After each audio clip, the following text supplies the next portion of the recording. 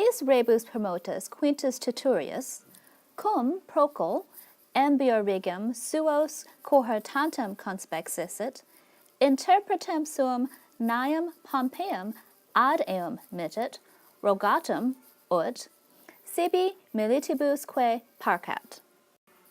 Okay, when we read, first thing we should be seeing right here, his rebus, that is most definitely a noun-adjective pair, looks ablative to me. Permotus Quintus Titurius. Okay, permotus is a perfect passive participle, modifying Quintus Titurius, so that looks like a chunk. By the way, Quintus Titurius appears to be the main subject, or at least nominative, so we're assuming he's a subject. So it looks like his rebus is ablative because of this perfect passive participle. Then Caesar gives us another chunk, and it starts here with cum. Let's see where it ends. Cum.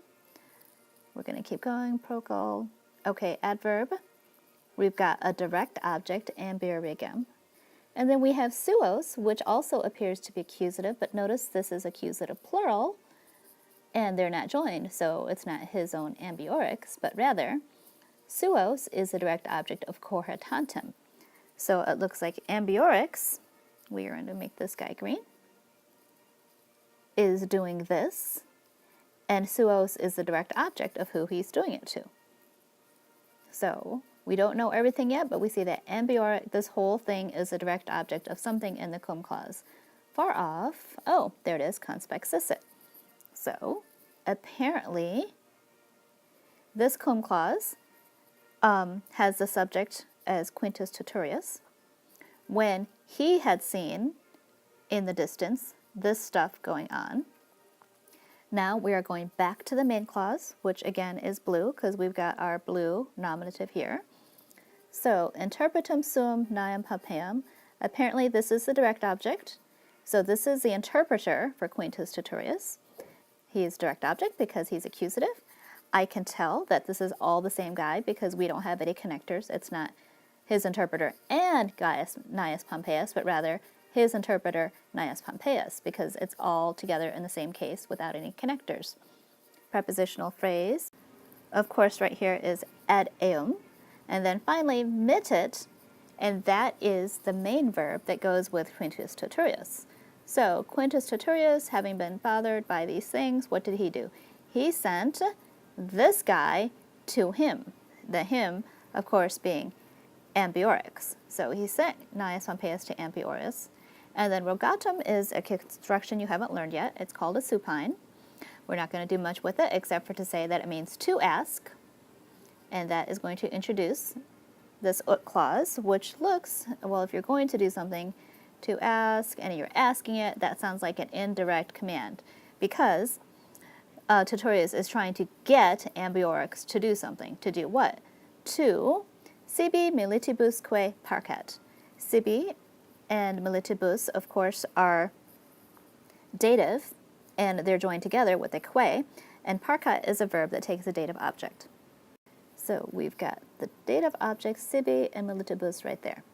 So apparently Titurius, there's a cum clause here, he sends Gnaeus Pompeius to ask that he, ambiorix, do this to sibi, which of course refers to Titurius. Maybe we should make that clearer. Sibi refers to Titurius, and parcat, the subject of that verb, is ambiorix. Ille appellatus respondit, si velut secum colloqui licere. Sperare a multitudine impetrare posse, quod ad militum salutum perteniat. Ipsi vero nihil nocitum ire, inque eum rem se suam fidem interponere. Notice, Caesar is giving us a new subject here with ille. That is a pronoun, nominative, and he's giving us that subject to us to tell us, hey, we're switching subjects, it's no longer Titurius, but actually ambiorix. Ille appellatus, so let's see, appellatus looks awfully like a nominative participle going with ille, so this is the subject of respondent. So he, having been named or called, responded. And that guy, of course, is Ambiorix. Notice how our editors gave us this nifty little colon here, and that's because they're trying to tell us that Caesar is putting us in indirect statement, and the indirect statement has to do with Ambiorix's speech. So it's an understood. Ambiorix said that, and the verbs of the indirect statement, of course, are going to be infinitive. But before we start the indirect statement, Caesar gives us a little dependent clause if he should want to speak with him. So that little dependent clause comes before the indirect statement, right here, dependent clause. And then we get to the indirect statement, which we're going to make in a different color. So here is the first infinitive in the indirect statement. It is possible. Okay. So he responded, sure, it's possible. And then let's see what else he's saying. Sperare, he hopes. So Ambiorix says that he hopes that, probably, he hopes that, because to hope for something, you're also introducing another accusative infinitive construction. But before we get there, Caesar gives us a prepositional phrase from the crowd, and then, oh, we have two infinitives in a row, impetrare passe. Well, impetrare is completing passe because we know that passe takes a complementary infinitive. So it's he hopes, sperare, he hopes that it is able, or somebody is able, to be obtained from the crowd being the other Gauls. And what is the it he is referring to? Maybe whatever Quintus Titurius is trying to get, maybe safe passage for the Romans or a way out of this conflict. He hopes that it is able to be obtained from the crowd because ad militum salutum pertiniat. Okay, we've got a prepositional phrase here. To the safety of the soldiers, and then we've got the verb pertiniat. Because it pertains to the safety of the soldiers, he's hoping he can pull this off. And then we're continuing with his indirect statement. So again, we will make that purple. Oh, I guess this one up here should be purple too. So make passe purple. Okay, and then here's another infinitive. The accusative subject of nocitum ire is nihil, because nihil always looks passive, or nocitum looks passive in Latin. Nothing will be harmed to him, which sounds weird. In other words, Ambiorix is saying he promises that he will not harm him. That is, and the him, of course, being Titurius. Nothing will be harmed to him. Ooh, look at that, nocitum ire. That is a very rare future passive infinitive. And then continuing the indirect statement, inque eam rem, prepositional phrase, boring.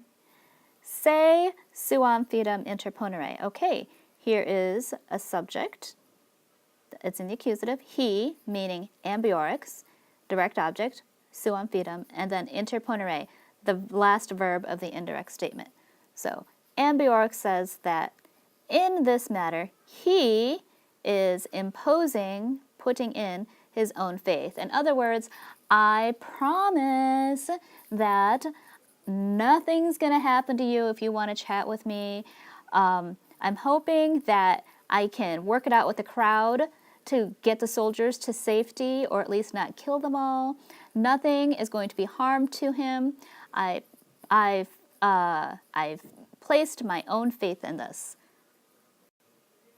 Then Caesar goes on again, and he switches the subject on us. So first let's hear this in Latin. Ille cum cata saucio communicat. So ille now, again, when he gives us a pronoun at the beginning of a sentence in the nominative, that's the author's way of saying new subject. Okay, so now we're probably referring back to Cata, or not Cata, Titurius.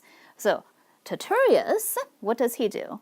Oh, prepositional phrase. Oh, with wounded Cata. Remember, he got hit in the face by a sling or something. He talks with wounded Cata, which makes sense, right? Let's make that purple. Okay, so he communicates with wounded Cata.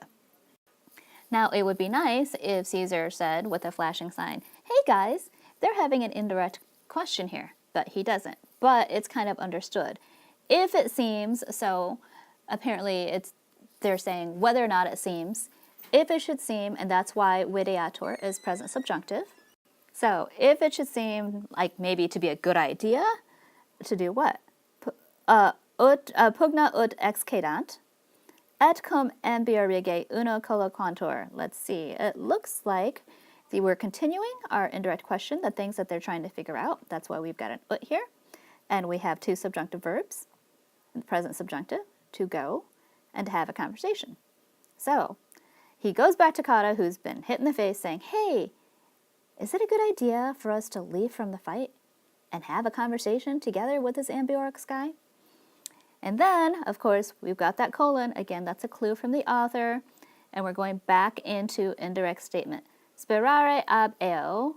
And so we can assume it's Titurius talking. Titurius said that, sperare, we get one infinitive here, that he hoped, ab eo, prepositional phrase.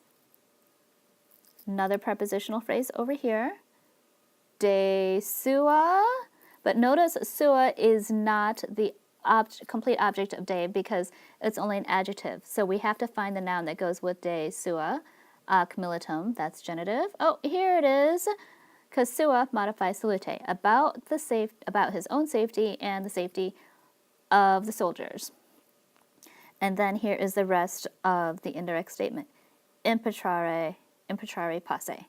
So, Titurius says that he hopes it is able to be obtained from him, from Ambiorix, about or regarding the safety of himself and the soldiers. That's what he's hoping. And sua can be his safety or their safety. The safety of Titurius and Kata, because those are the guys in this conversation. Kata say, ad armatum hostum iturum negat, atque in eo perseverat. So look here.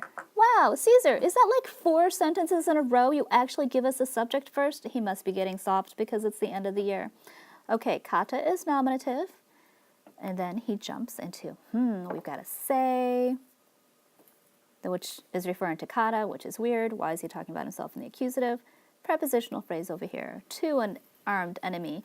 Oh, Caesar, ha. Of course he gives you a subject first, making you think it's easy. But he snuck in this negative indirect statement. Kata denies that, and that's where our entire indirect statement is. He denies that, so we will make this color. That he, future active infinitive, will go to an armed enemy. Geez, Kata, why would you not want to go to the armed enemy that has already lied to you once? Go figure. So he denies that he will go to an armed enemy. And in eo perseverat. Okay, boring prepositional phrase in eo. And he persists in that. He is awfully stubborn.